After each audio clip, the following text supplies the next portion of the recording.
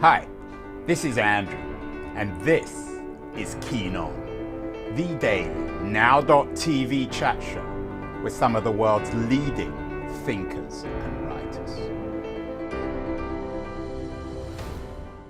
Hello, everybody. It's spring. Reason to be cheerful. It's getting warmer, and what better time to be reading books, especially with our literary friend, our great friend, Bethanne Patrick, the book critic of the LA Times, and a woman I think who knows more about new books than anyone else in the universe. And Bethanne has... We'll see about that. Well, you certainly know more than I do, Bethanne. And Bethanne has graciously agreed to reveal 7 really interesting and important new books coming out in April for spring.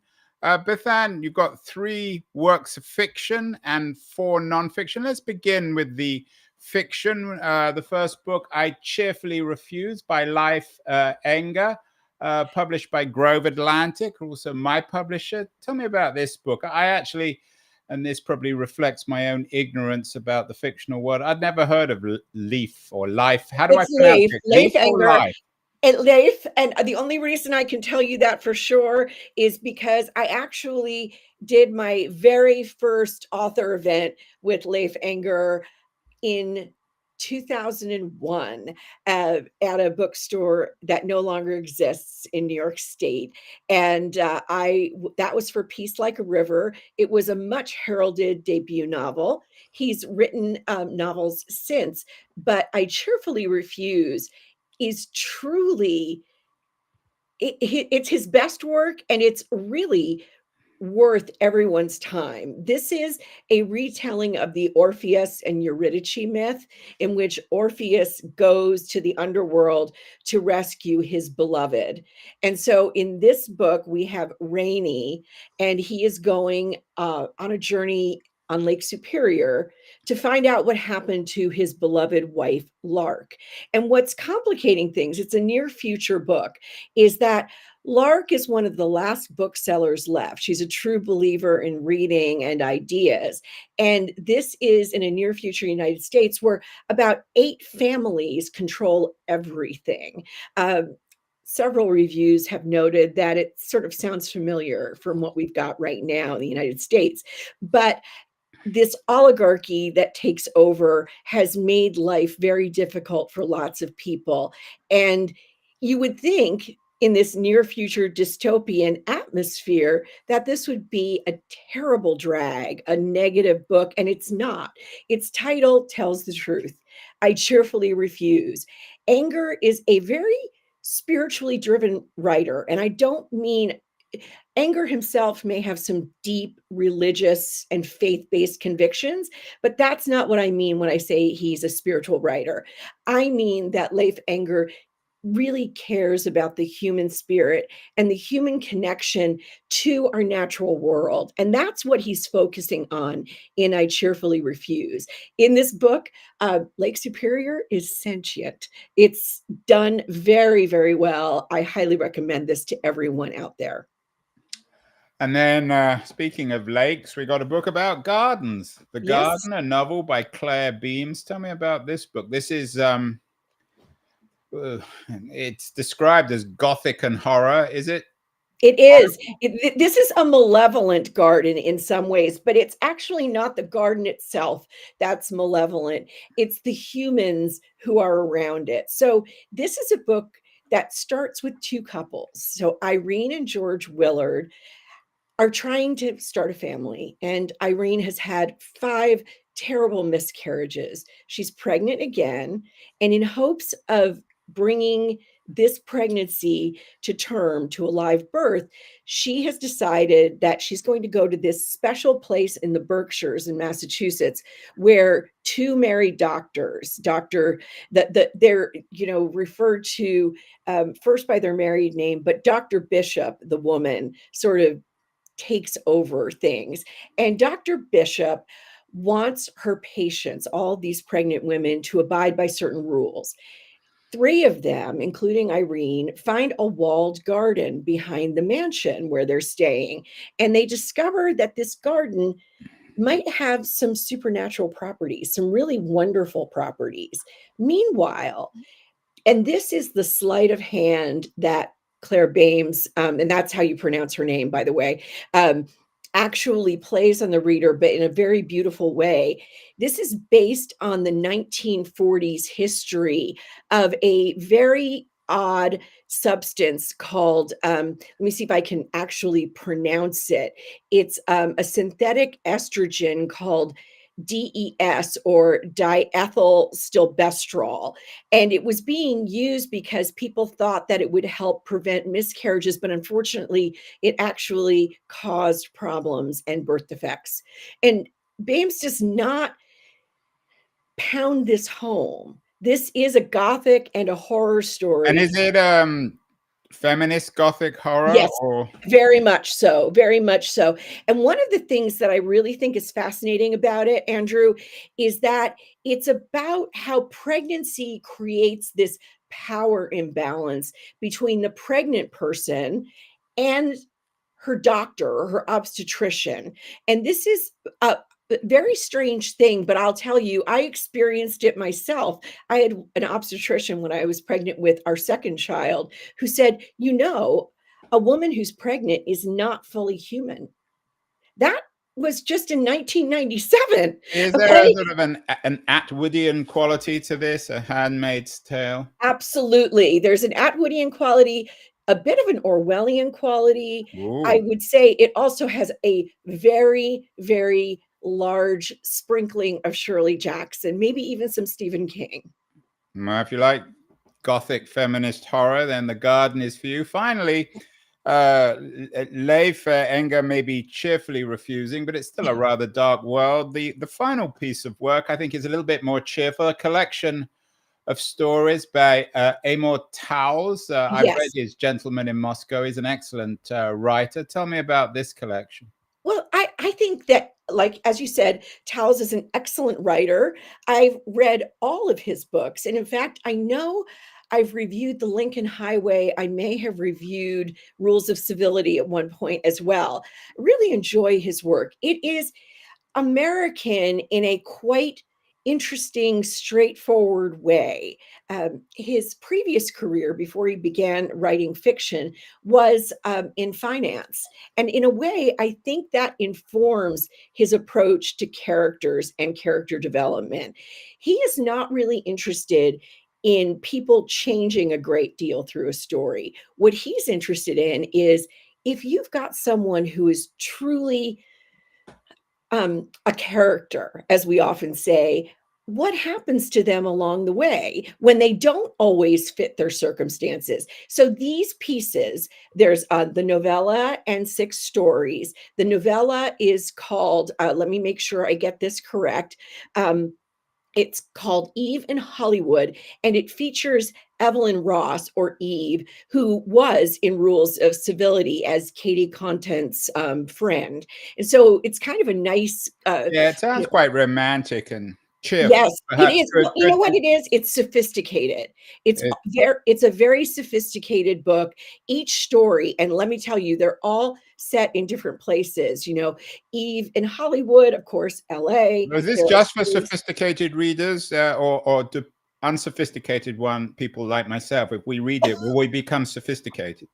I think it's for people who really enjoy a certain kind of heightened atmosphere, and you will become sophisticated by Well, reading if you're Towles. aspiring to sophistication, then this Yes, is your book, especially for absolutely. And they're April, very a nice clever, warm, very, very clever stories. afternoon or evening. Yes, Finally, I mentioned there were 3 pieces of fiction, then yes. 4 nonfiction. But there's one book, and I want to get to this before the break. There's one book that sounds, one piece of nonfiction that sounds fictional to me, but isn't. It's a new book by Patrice Gagne, Sociopath, a Memoir. Is this a true story? It is a true story. And let me tell you, this is someone whose name I don't know how to pronounce. Is it Patrice or Patrice? Is it Gagne or Gagne Yeah, or it's whatever? a I don't. female though. That's Yeah, one it thing we is. It know for is. sure, right? And Gagne, the author, let's say the author. The author is a PhD in psychology. She's a clinical psychologist. And she says, look, I was born a sociopath, but sociopathy, is something that can be treated. Just because you're a sociopath who doesn't have a lot of feelings, who doesn't experience a lot of the same emotions as other people do, doesn't mean that you have to become a truly bad person. But here's the thing in this book, and a lot of people are saying that it actually reads more like fiction than like the truth. She is a stable person now. You can tell from reading. Does that mean she's a good person? I don't know. This is not a book about morality. Is it a bit weird though? This sounds to me like a book waiting to be written. Oh, I know. I know. It does sound like a book waiting to be written. And yet even though she seems to delight in being mischievous and naughty, let me say this. The things that she talks about doing are pretty tame, except for the one time when she was quite young and she stabbed a classmate or a friend, I believe, neighborhood friend, in the head with a pencil. Many of the things she does are pretty tame, having sex with her now husband in an abandoned house, I mean, Well, we've all done that, haven't we, we Bethanne? I am pleading the fifth, but I will say that it's interesting that she doesn't feel a lot for other people, and she also doesn't feel a lot of remorse. And Yes. Yeah. Did she ever knife anyone? I don't think she ever knifed anyone. I think she's had impulses in her head because here's what she says about herself. She says, okay, I feel numb a lot of the time. I don't feel the things that other people feel. So it is this pressure, she says, that builds up in my head. And the only way for me to relieve that pressure is to do something, to steal something, to lie about something, to hide something, that kind of transgression. And Do you so, think that this is the kind? I mean, the publishing business is rather controversial and thin-skinned in many ways. Do yeah, you think this is the kind of book that publishers were nervous about putting out? I mean, it's put out by a mainstream publisher, and I'm guessing yeah. it's going to do pretty well. I think it will do pretty well because I think there are so many people, let's face it, we're all self-centered like the So author. many sociopaths, especially So if you many have a PhD. sociopaths, I right? think most people with PhDs are sociopaths. Maybe there's a connection between sociopaths and PhDs. So anyone with a PhD out there, you need to Out read there, you're a Sociopath. sociopath. That's what Andrew says. And But if you want to be a sociopath, maybe you should get a PhD. that's definitely a possibility. But I will say this reads very, very well. You feel that you're hearing this story from someone who has made progress. You don't necessarily like her, but it is, I think, very smoothly written, and I think it's a very interesting look at. Is it too smooth, Bethanne, do you think, or is it genuine? No, it felt genuine to me. I mean, and that doesn't mean it doesn't feel fictional, okay? So, Yeah, well, it's crossing over. We're going to cross over formally after the break to yes. nonfiction. But I want to remind everyone that wonderful guests like Bethanne Patrick, the LA Times book critic, is brought to us by Liberties, a wonderful new quarterly journal of culture and politics. Going to run a short feature on Liberties. It's published in DC, where Bethanne lives. I know she knows the publisher as well. I will be back in a second to talk nonfiction for April. Don't go away, anyone. If you do, we'll knife you. News, the noise, there is nuance, insight. Liberties is not just a journal of ideas, it's a meteor of intelligent substance. It's the place to be for engaged citizens. Politics, opinion, substance. Liberties is a triumph for freedom of thought. A quarterly of urgency, of cultural exploration, of intellectual delight, of immaculate prose. It's invaluable. Subscribe now or find Liberties at your favorite bookseller.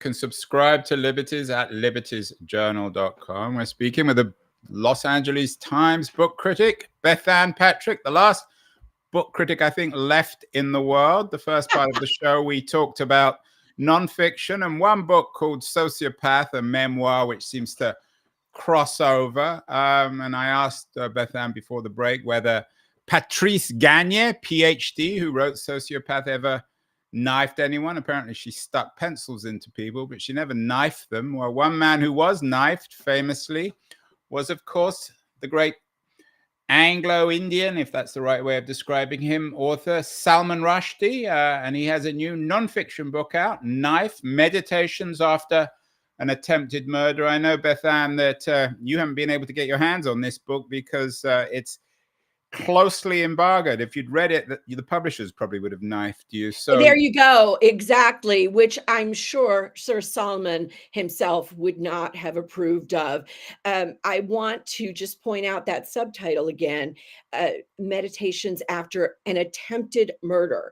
Reality check, people. This was not just something casual. This man who attacked him truly wanted him dead. And here's the important thing I want us all to remember. I don't think the New York Times, when they talked about the book's release, got this exactly right. They said, oh, the fatwa was lifted in 1998. Well, guess what? The fatwa was rescinded, okay, in 1998 by then it was Mohammad Khatami who was in power in Iran. But a fatwa by Sharia law cannot be rescinded if the person who issued it is dead. And of course, the Ayatollah Khomeini is dead. And so there is no rescinding this. Now, for the government of Iran, they might say, look, we're not paying attention to this, but there are people out there who are not stable, not as stable as our sociopath, there Patrice are Gagne. sociopaths out there, right? There are Knife-wielding fanatics. Yeah, So, there are people in all who are seriousness, Bethanne, you haven't read the book yet. What do you think that Rushdie had any, I don't know what the right word is, remorse or questions about writing this kind of book? Yes. He's of course famous both for his nonfiction and his fiction. It was Midnight's Children, one of his, I mean, I don't think it was one of his necessarily best novels, but certainly most influential novels that created the fatwa in the first place. Did you think it was actually the Satanic Verses that created the fatwa in the first Oh, right. Yeah, I meant, sorry. Yeah. Midnight's Children is a wonderful book. Satanic Verses is the book that got him his death sentence. Do you think he was a bit wary of writing this book? Is it going to ask for more trouble, more people coming along and trying to knife him? I think he was very wary about writing this book. He's talked about that quite a bit, that he didn't want to write it. And it's not an easy book to write, but he has said that it's something he needs to get past in order to do anything else. It's a way for him to take charge of what happened and not be a victim. I thought he lost, he was badly injured. Did he lose the use of an eye? Was that? And he still has a loss of feeling in his fingertips and his left arm, I believe. And he's been permanently changed by this attack. And I think he does have to get through it and write about it. I understand that. We're all waiting for him to be able to write the fiction that we know he can so wonderfully, wonderfully create. I have to also say very quickly that I was able to meet and interview him once when Harun and the Sea of Stories came out. And I found him the kind of sophisticated, there's that word again, and civilized person that this world needs more of. I don't care what you think about Salman Rushdie and his, marriages or his this or his that. He is a thinking person. He is a rational person. He is someone who is devoted to literature. And so this kind of attack, to have his perspective on it is really important, because we may, in all creative endeavors, be facing more of this with more fanaticism in the years to come. Yeah, I have to admit I'm ambivalent on Rushdie. He's a Spurs supporter, so I like him for that. But I think some of his nonfiction work is a little ideological. I wonder whether this book will be ideological. I think this book is going to be much more personal and much more about what it means for an artist to be used for political statements, but we will see. We will have to wait until next week because I was not allowed to read it. Well, And I one wanna book see- that you've read that I know you really love, you've already encouraged me before we went live to get this author I on don't the know if I show. would say loved, but let's talk about this one. Well, you found it very intriguing. Yes. The States of the Earth, an ecological and racial history of secularization by an author called Mohammed Amr Meziane. It's published by Verso. So politically, I'm guessing it's a leftist or certainly a progressive book. What's the argument in the States of the Earth?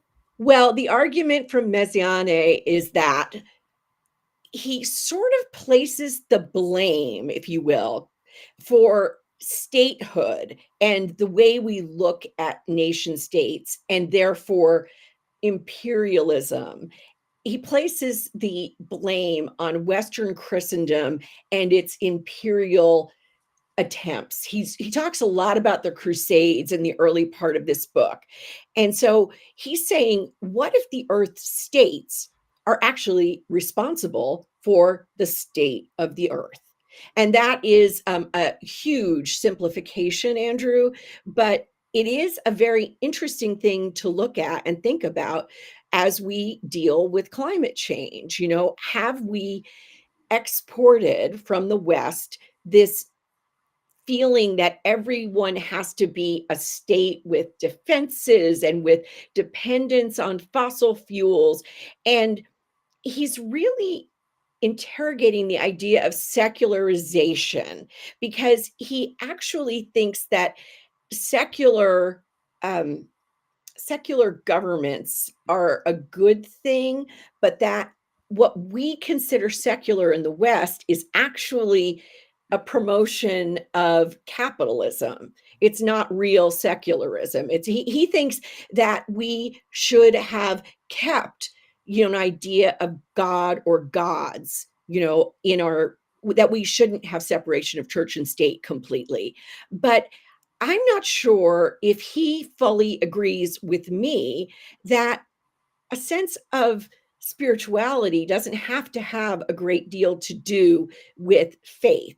He has a long section it's in his last chapter before his epilogue. He has a section on the word religion and how that's a Western word, a word derived from Western languages and used for Western purposes. But I want to say, Dr. Meziane, he's just really well known as a very young maverick philosopher. Okay. I want to say, what about the idea of spirituality and a sense of wonder and how those things need to be encouraged in humans in order to have the kind of governments that we need in this world that is changing so rapidly? Yeah, and the question I mean, if I can get him on my show, Oh, yeah, the question please. I would ask him is, I mean, in the 2020s, the state perhaps that's still the most powerful in terms of mining oil or finding Yes. oil is Saudi Arabia, which is a hardline religious state. So how would he explain that? That's part of the thing. That's part of what I found confusing in this book. He would say that Saudi Arabia, as a hardline religious state, has taken its imperialist what's the word I'm looking for? It's imperialist mission from the West, So there's a lot. This is a very left-leaning book. It really places a lot, I think, too much blame on Western culture as hegemonic. And believe me, I am all about Western culture being hegemonic. So reading between the lines here, Bethanne, it doesn't sound as if you. I mean, how seriously should we take a book like this? I mean, I think we should take it very seriously. Why? And I'll tell you why. Because this is a book of deep thought. I don't agree with everything that this author has to say, but he has really done his research. This is a book that actually can make you sit and argue with it, not throw it against the wall kind of arguing, but, almost talking to it, almost thinking like you've got a person right there in front of you.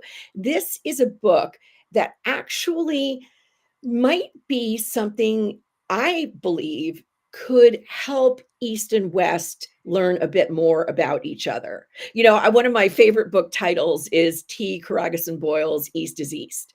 And, for so long we've believed that never the twain shall meet. But I think that in States of the Earth, we could look at why we are so far apart on things and actually realize that secularization is coming. There's another religious movement on the horizon. I mean, let's face it, all of them, are based on various things. I took 2 semesters of early Islamic history as an undergraduate, and it is a very interesting thing to me because it is so recent, relatively recent compared to Judaism and Christianity, and yet it has so much power in the world.